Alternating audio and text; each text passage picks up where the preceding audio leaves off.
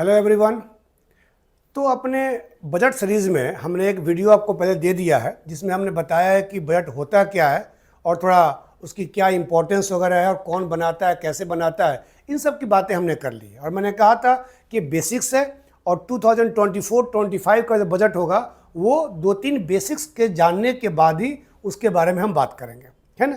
तो अब हम बात करते हैं इस वीडियो में कि आखिर बजट का क्या हिस्टोरिकल बैकग्राउंड रहा है, क्या हिस्टोरिकल बैकग्राउंड रहा है बजट का, है ना। तो इंडिया में शुरुआत होती है बजट की, वो होती है 1860s में, जब ब्रिटिश रूल हमारे कंट्री में था और एक पर्सन थे जेम्स विल्सन जिन्होंने बजट को प्रेजेंट किया था पहली बार, है ना। वो ब्रिटिश रूल का पीरियड था। इंडिपेंडेंट इंडिया में सबसे पहले जो गवर्नमेंट फॉर्म हुई उसमें आर के षणमुगम चेट्टी थे जिन्होंने 26 नवंबर 1947 को इंडिपेंडेंट इंडिया का पहला बजट जो है प्रेजेंट किया था। फैक्ट है, जान लेना चाहिए। उसके बाद अगर बात करूं कि रिपब्लिक इंडिया की, जो हम लोगों का रिपब्लिक 1950 में जो हम लोगों ने लगा दिया, इंडिया रिपब्लिक कंट्री हो गया।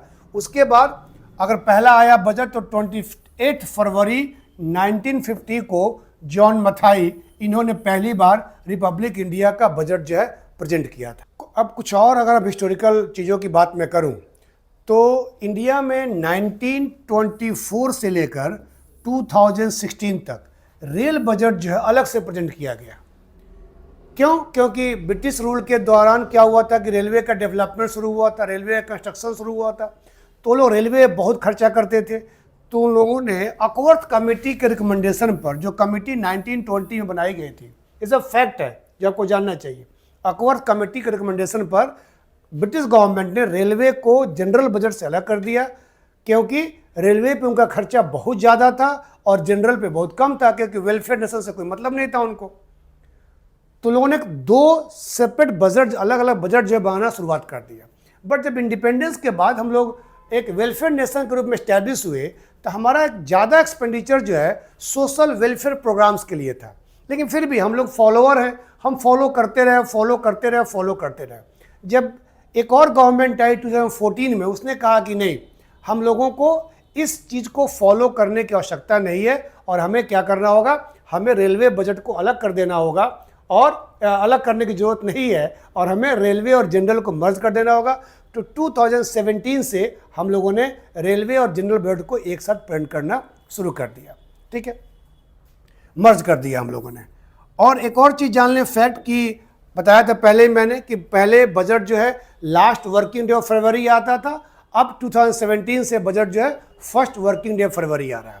और एक और एक्सपेंडिचर था plan expenditure and non plan expenditure, plan and non plan, ये दोनों भी खत्म कर दिया गया 2017 में। यानी कोई पूछे कि plan and non plan expenditure कब शुरू किया गया था, तो 1987-88 में शुरू किया गया था और 2017 में इसको खत्म कर दिया गया। यानी गवर्नमेंट पहले प्लान्ड एक्सपेंडिचर और नॉन प्लान्ड बताती थी, अब गवर्नमेंट को नहीं बताती है, उसको हटा दिया गया है। अब बात करते हैं कॉन्स्टिट्यूशनल प्रोविजन ऑफ बजट, यानी इंडिया के कॉन्स्टिट्यूशन में क्या बजट के बारे में कोई बातें की गई है, हाँ, तो क्या क्या बातें की गई हैं। तो डेफिनेटली बजट के बारे में हमारे कॉन्स्टिट्यूशन में कई सारे बातें की गई है, लेकिन सबसे इम्पोर्टेंट बात ये जानो कि इंडिया के कॉन्स्टिट्यूशन में बजट शब्द का, बजट टर्म का कहीं से भी यूज़ नहीं किया गया है। बजट टर्म का यूज़ नहीं किया गया है, ये मेंशन नहीं है। क्या मेंशन है? हमारे यहाँ मेंशन है एनुअल फिनेंशियल स्टेटमेंट, जो कि आर्टिकल 112 में मेंशन है। क्या कहता है आर्टिकल 112? कि हर साल फिनेंशियल ईयर के एडवांस में प्रेसिडेंट हिमसेल्फ या अपने किसी सबऑर्डिनेट के थ्रू, यानी कोई मिनिस्टर के थ्रू, वो पार्लियामेंट में भी लोकसभा में बजट को प्रेजेंट करेगा या कराएगा। ये आर्टिकल 112 है। हमारे कॉन्स्टिट्यूशन में बजट टर्म नहीं दिया गया, लेकिन बजट के बारे में लिखा गया है। एजेंट बड़ा कंफ्यूज रहते हैं, अगर कहे कि बजट टर्म मेंशन है, बजट शब्द मेंशन है तो नहीं, लेकिन क्या बजट के बारे में कहा गया? तो हाँ, आर्टिकल 112 है जो कहता है एनुअल फिनेंशियल स्टेटमेंट। बजट जो टर्म है एक फ्रेंच वर्ड है, ये फ्रांसीसी शब्द है। ये इसकी शुरुआत फ्रांस से हुई थी। बजट का मतलब वहाँ उसको प्रोनाउंस करते हैं बुजिट, उसका मतलब होता है लेदर बैग, चमड़े का बैग। तो वहाँ जब वहाँ के फिनांस मिनिस्टर जब लाते थे बजट पार्लियामेंट में, तो लोग कहते हैं देखते हैं कि बुजिट में क्या है, यानी चमड़े के बैग में क्या है। जैसे अपने यहाँ लोग कहते हैं ना, मीडिया में कई बार न्यूज़ आता है कि देखते हैं कि हमारे फिनांस मिनिस्टर के पिटारा में क्या है, हमारे फिनांस मिनिस्टर के पोटली में क्या है। ये बड़ा कॉमन टर्म है जो यूज होता है, तो वहाँ पर भी यूज होता था।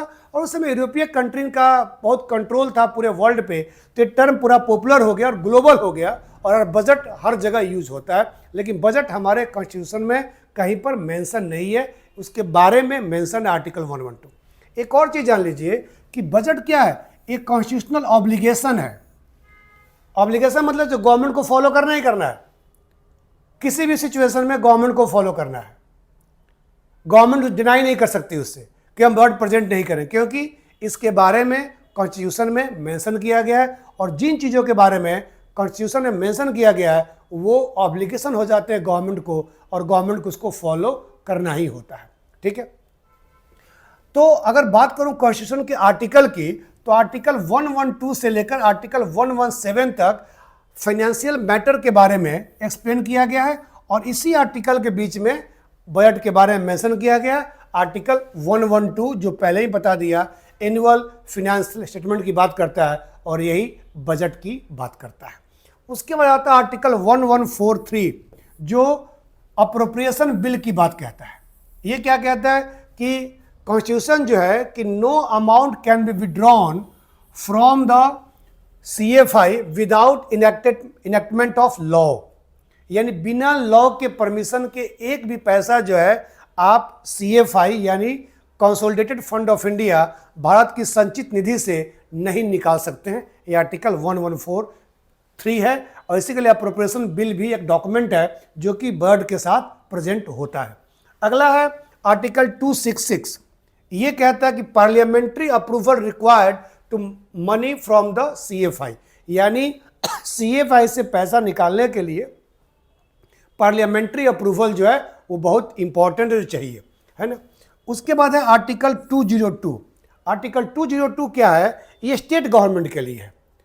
हमेशा ध्यान रखिएगा, जैसे यूनियन गवर्नमेंट को बजट अनाउंस करने का कॉन्स्टिट्यूशन में मेंशन किया गया है, वैसे ही स्टेट गवर्नमेंट के लिए भी आर्टिकल 202 कहता है कि हर स्टेट का गवर्नर हिमसेल्फ और अपने किसी सबऑर्डिनेट यानी मिनिस्टर्स के थ्रू क्या करेगा, वहाँ के असेंबली में बजट को प्रेजेंट करेगा या कराएगा। तो ये आर्टिकल्स हैं जो कि इम्पोर्टेंट आर्टिकल्स हैं, जिनका आपने पॉलिटी में स्टडी किया होगा, लेकिन यहाँ पर मैंने अपने बजट के पॉइंट ऑफ व्यू से इनको एक्सप्लेन किया।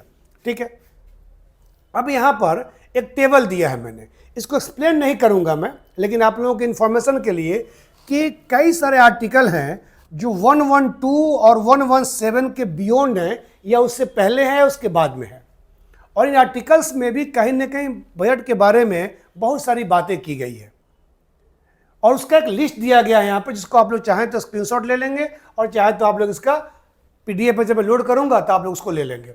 ये क्या है, आर्टिकल 109 से लेकर के अगर आप नीचे आएंगे तो आर्टिकल 292 तक कुछ ऐसे आर्टिकल्स हैं हमारे कॉन्स्टिट्यूशन में जो कि बजट के बारे में एक्सप्लेनेशन दिए हैं, और इन आर्टिकल्स को आपने पॉलिटी में पढ़ा होगा या पढ़ेंगे, और नहीं पढ़ेंगे तो ईमानदारी से इसको पढ़ लेंगे।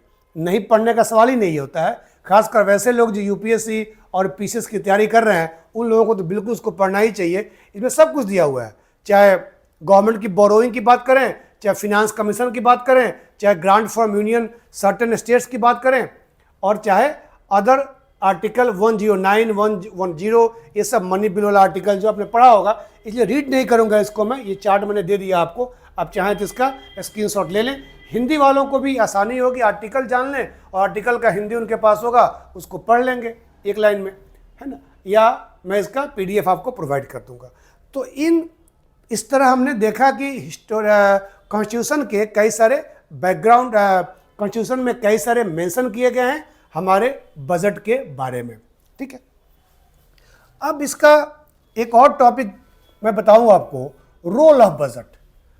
बजट का रोल क्या है, और कोई पूछे कि बजट की भूमिका क्या है, तो बड़ी इंपॉर्टेंट भूमिका है। बजट क्या करता है, बजट एग्जीक्यूटिव पर फिनेंशियल कंट्रोल एस्टैब्लिश करता है। कैसे, क्यों? क्योंकि बजट में गवर्नमेंट कुछ बातें अनाउंस करती है कि हम इतना सोर्सेज जनरेट करेंगे, इतना इनकम जनरेट करेंगे और इतना पैसा हम खर्चा करेंगे, इन चीज़ों में खर्चा करेंगे। तो कहीं ना कहीं गवर्नमेंट इन चीज़ों को फॉलो करने के लिए बाउंड हो जाती है। इसलिए उसको गवर्नमेंट को फॉलो करना, गवर्नमेंट को एग्जीक्यूट करना गवर्नमेंट की रिस्पॉन्सिबिलिटी हो जाती है। और इसीलिए ये कहा जाता है कि फिनेंशियल कंट्रोल जो है ये क्या करता है, इस्टेब्लिश करता है किस पर, एग्जीक्यूटिव पर, है ना। सेकंड पॉइंट है better management of economic activities. ये भी करता है, बजट जो है इकोनॉमिक एक्टिविटीज़ का मैनेजमेंट करता है। हेल्थ सेक्टर में इतना खर्च ना करना है, एजुकेशन में इतना करना है, इंफ्रा पे इतना करना है, वीमेन के लिए इतना है, बैकवर्ड क्लासेस के लिए इतना है, एससी एसटी के लिए इतना है। ये सब एक मैनेजमेंट के लिए बड़ा इंपॉर्टेंट होता है। तो बजट कहीं ना कहीं फिनेंशियल एक्टिविटीज़ का, चाहे एग्रीकल्चर सेक्टर हो, चाहे इंडस्ट्रियल सेक्टर हो, सब चीज़ों में, चाहे वेलफेयर स्कीम्स हो, चाहे प्रोग्राम्स हो, इन सब के लिए एक मैनेजमेंट एस्टैब्लिश बजट के थ्रू किया जाता है। Implementation of economic planning. Economic planning क्या होता है? कोई हर कंट्री इकोनॉमिक प्लानिंग करती है अपने गोल को अचीव करने के लिए, टारगेट को अचीव करने के लिए। तो बजट क्या है, टारगेट सेट करता है, गोल डिसाइड करता है। तो डेफिनेटली बजट के थ्रू हम इकोनॉमिक गोल को भी अचीव कर सकते हैं, अपने प्लानिंग, अपने कंट्री के लिए प्लानिंग भी कर सकते हैं। ठीक है। To ensure the responsibilities and accountabilities. दायित्व एवं उत्तरदायित्व या जवाबदेही। रिस्पॉन्सिबिलिटी को हम दायित्व कहते हैं सिंपली, बहुत लोग उत्तरदायित्व भी कहते हैं लेकिन सही नहीं है। उत्तरदायित्व का मतलब अकाउंटेबिलिटी होता है, इसको हम जवाबदेही भी कहते हैं। तो बजट जो है गवर्नमेंट पर रिस्पॉन्सिबिलिटी भी इम्पोज करता है और अकाउंटेबिलिटी भी इम्पोज करता है। अब दोनों को समझ लेते। रिस्पॉन्सिबिलिटी जो है एक एथिकल कंसेप्ट है, एक नैतिक संकल्पना है, और अकाउंटेबिलिटी जो है एक लीगल कंसेप्ट है, कानूनी संकल्पना है। रिस्पॉन्सिबिलिटी आदमी अपने मर्ज से, अपने मर्जी से फॉलो करता है, अपने अंतर मन से करता है, अपने इनसाइट से करता है। और अगर रिस्पॉन्सिबिलिटी आप नहीं अपना निभाओगे तो आप पर कोई एक्शन, कोई लीगल एक्शन नहीं लिया जाएगा, बल्कि आपको गिल्ट फीलिंग हो सकती है, आपको अपराध बोध हो सकता है अगर आप रिस्पॉन्सिबिलिटी को नहीं निभाओगे तो।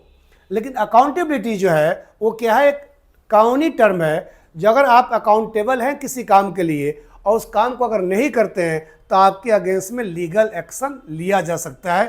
तो अकाउंटेबिलिटी एक लीगल कंसेप्ट है, रिस्पॉन्सिबिलिटी एक एथिकल कंसेप्ट है। सिविल सर्वेंट जो हैं वो रिस्पॉन्सिबिलिटी भी होती है उनकी और अकाउंटेबिलिटी भी होती है उनकी।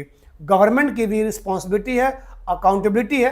हर जगह नहीं, गवर्नमेंट तो बहुत सारा काम ऐसा करती है जिनके लिए गवर्नमेंट अकाउंटेबल नहीं हो पाती है, लेकिन कहीं ना कहीं पब्लिक के लिए अकाउंटेबल है। और गवर्नमेंट सही से काम नहीं करेगी तो पब्लिक अगली बार इलेक्शन में उनको वोट नहीं देंगे। तो अकाउंटेबिलिटी तो गवर्नमेंट की बनती है पब्लिक के प्रति, है ना। तो इस वीडियो में हमने अपने बेसिक्स के सेकंड पार्ट को जाना।